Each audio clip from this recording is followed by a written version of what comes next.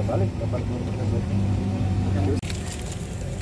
Radio diambil dari nama Google apa? Radio pertama yang di Malabar, Pak. Biasanya per bulan berapa ton? Ini dia.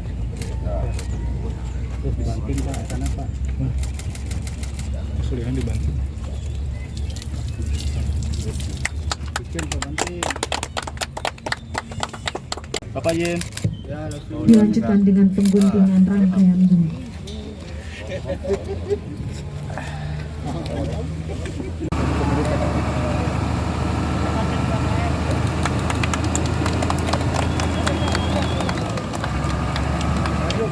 Awas, awas. Maju. Hadirin yang berbahagia, dengan mengucapkan alhamdulillahirabbil alamin, demikian rangkaian acara di tempat ini telah selesai. Terima kasih atas perhatiannya. Mohon maaf apabila ada yang kurang berkenan. Wabillahi taufiq wal hidayah. Wassalamualaikum warahmatullahi wabarakatuh. Keunggulan Kabupaten Bandung ini walaupun dalam kondisi pandemi ya karena para pelakunya ya tanya para petani. Alhamdulillah kalau saya flashback ya, saya pada bulan April waktu saya pertama dilantik ini kondisi Kabupaten Bandung pertumbuhan ekonominya di minus 1,87%. Kalau dibandingkan dengan Bali waktu itu di 7%. Nah sekarang alhamdulillah kita sudah meningkat lagi menjadi 6% pertumbuhan. Itu diantaranya kenapa? Karena Kabupaten Bandung ya banyak lahan pertanian dan masyarakatnya para petani. Nah tentu ini salah satu bukti bahwa petani lah menjadi andalan dalam kondisi pandemi ini walaupun dalam kondisi pandemi, apalagi kalau kondisi normal. Nah tentu saya dari jajaran pemerintahan di Pemda Kabupaten Bandung nanti ke depan ada peningkatan program yang kaitannya melindungi para petani sehingga para petani ini tidak ada yang kolab ya, dan tentunya terus meningkat dengan adanya ekspor kopi ke Prancis ini salah satu langkah awal sebenarnya yang tentu ini nanti bisa diikuti dengan daerah atau negara-negara yang lainnya baik itu Turki, Belanda dan juga mungkin bisa Amerika ya karena saya yakin bahwa kopi di Kabupaten Bandung ini menjadikan kopi yang produknya luar biasa dan kopi yang tentunya laku di pasaran terutama di kalangan internasional. Pak Bupati, ini Prancis sudah berapa kali Pak mesen kopi di Indonesia khususnya di Kabupaten Bandung ini Pak? Kalau sebenarnya sejak tahun 2009 ini kan sudah berjalan ekspor ke Prancis, tapi peningkatan permintaan dari Prancis saat ini sangat meningkat ya sehingga kita nanti akan lihat langsung ke lapangan dalam hal produksi kendalanya seperti apa ya kita bantu langkah-langkah atau peningkatan produksi dan nanti ke depan bahwa kita ada pabrik pusat produksi kopi di Kabupaten Bandung.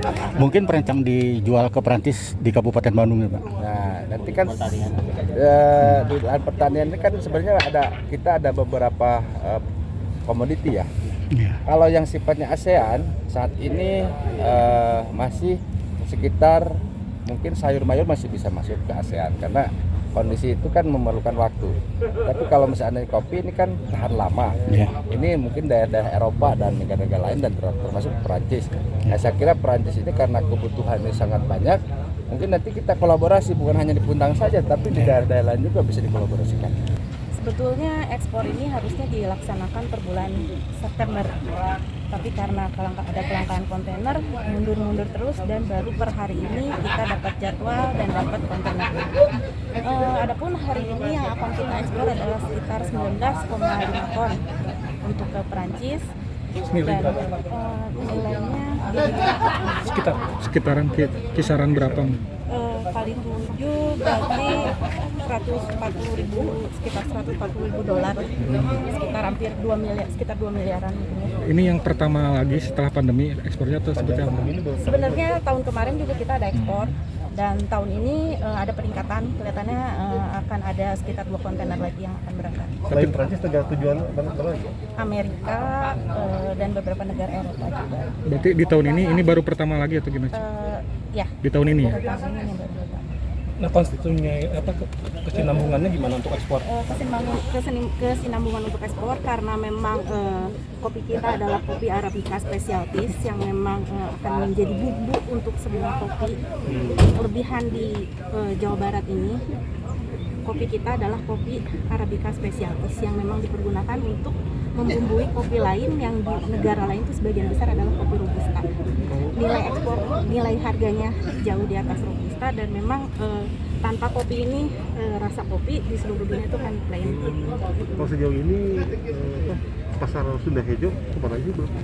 Kemampuan produksi, Kemampuan produksi per saat ini kalau khusus untuk Sunda Hejo adalah 10 ton per bulan. Ya. Negara tujuannya? Negara tujuannya yang tadi ke Eropa, Prancis gitu. Kalau Dan pasar, ada juga ke Vietnam, ke Thailand juga ada.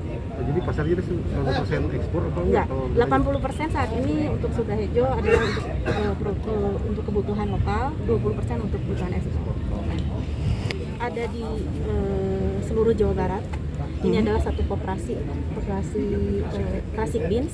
Koperasi Classic Beans ini telah memiliki sertifikasi organik, dan yang paling penting adalah punya Rainforest Alliance.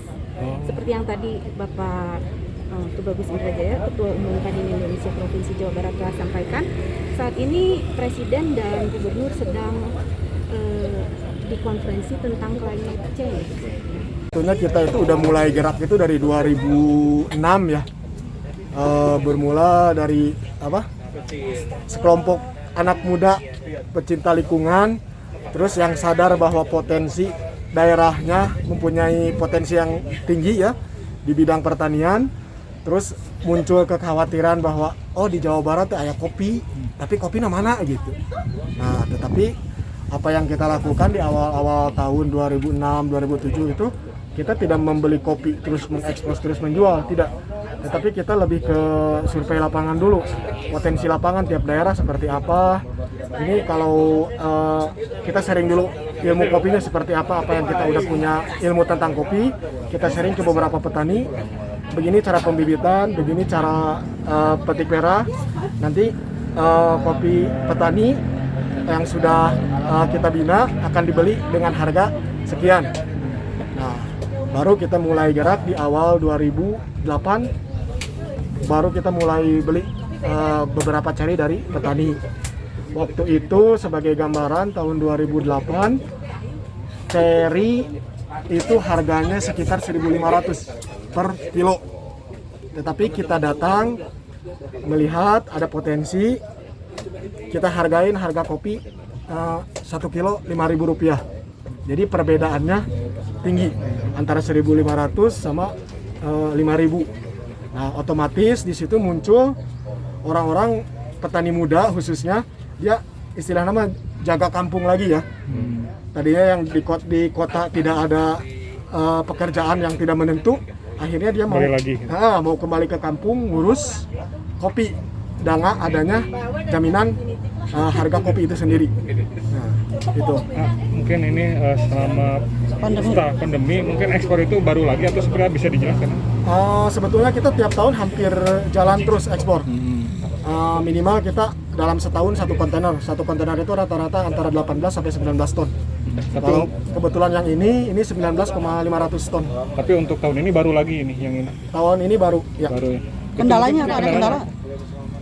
Kendala selama ini sih apa yang kita rasakan lebih di pengapalan shipping ya. Jadi ini kopi ini yang harusnya berangkat ke Perancis di bulan September, akhirnya bisa berangkat juga di bulan Oktober. Jadi jadwalnya rubah-rubah terus. Itu karena adanya pandemi atau apa mungkin berubah? Bisa jadi ya itu tadi karena pandemi, kedua adanya ya nggak tahu ya, ke atasnya mungkin karena orang memonopoli apa atau gimana. Kita terbuka juga ke buyer, kita harga beli segini, ini harga proses kita, ini harga packaging kita, ini harga segini, mau diambil nggak? Akhirnya kita nego harga dan udah, dalam artian pembeli merasa diuntungkan, kita juga merasa diuntungkan dengan adanya sedikit profit. Nah, ini jenis apa mungkin yang kita kirim ini Arabica. Olahan apa? Olahan jam campuran. Di sini ada beberapa olahan, ada yang natura, ada yang honey, ada yang mos.